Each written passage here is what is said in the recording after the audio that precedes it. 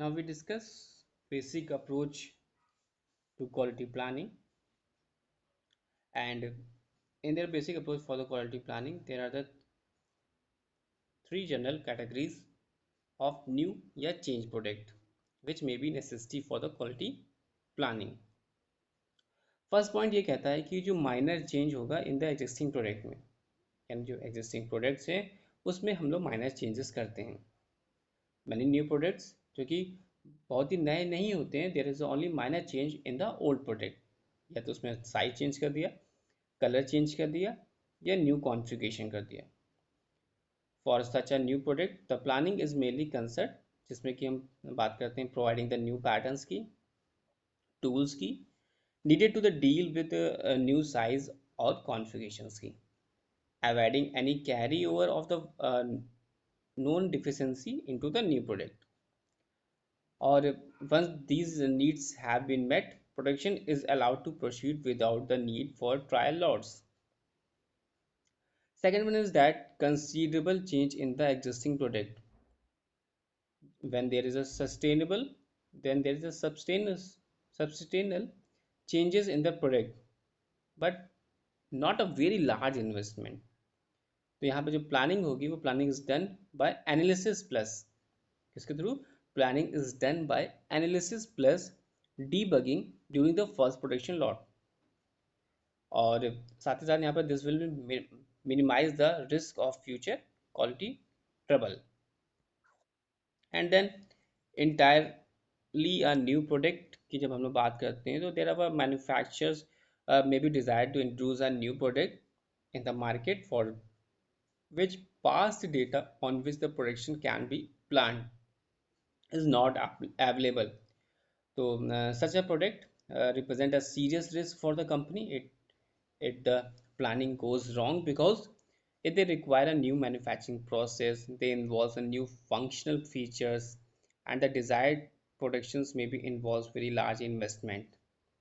In such cases, it is usual to plan for the trial production lot before going into the full-scale production. So these are the points. First is a minor change in the existing product. Second one is the considerable change in the existing product, and third one is the entirely new product. And when there are planning through the analysis, planning consists mainly of utilizing prior knowledge to control future events, more specifically for planning through the analysis if necessary.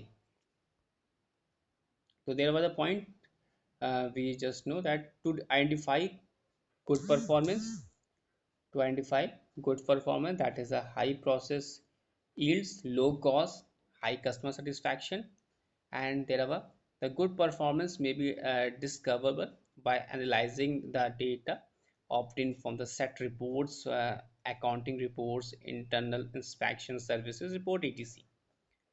यहाँ पे identify करेंगे good performance, जिसमें कि high process yields आएगा, low cost, high customer satisfaction, और also the good performance may be discovered by analyzing the data obtained from the set reports, accounting reports, internal inspection services report, etc.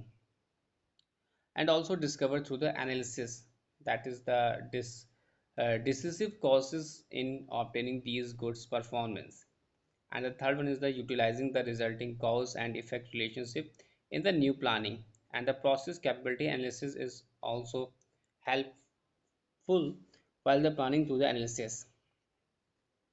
And then planning through the trial lots, the manufacturers may be desired to introduce a new product in the market, and the manufacture of such products may be involves a new manufacturing process, complete a new functional or large investment. For such a product, prior knowledge is not available on which the production can be based for selecting the manufacturing. In their process, tools, equipment, sequence of operation, etc. And hence for the such products, it is necessary to plan only for the trial lots before planning for full scale production. And the trial lots after the productions are introduced in the market, and the reactions of the customers regarding the functional and other aspects of the product, and any complaint received from the customers are carefully studied. So the trial lots is used to clear the track for full scale production. for following purpose to ensure that the tools and process selecting are capable for producing these products economically, and also the providing on test the product process the essential functions requirement, providing on use that the products will achieve the intent field of the performance and it is acceptable to the customer. And also there are next, that is the to trace out the deficiency in the process or products which should be corrected before the starting full the scale production. And what are the limitation of trial lots?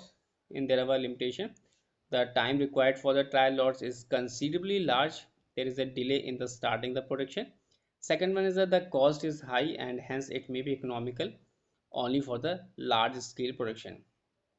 This is the limitation में बात यहाँ पे की जा रही है कि जो टाइम रिक्वायर्ड है for the trial lots is considerable large होना चाहिए, और there is a delay in starting the production, and जो कॉस्ट है इज़ हाई और hence it may be economical only for the large scale production. This is the limitations.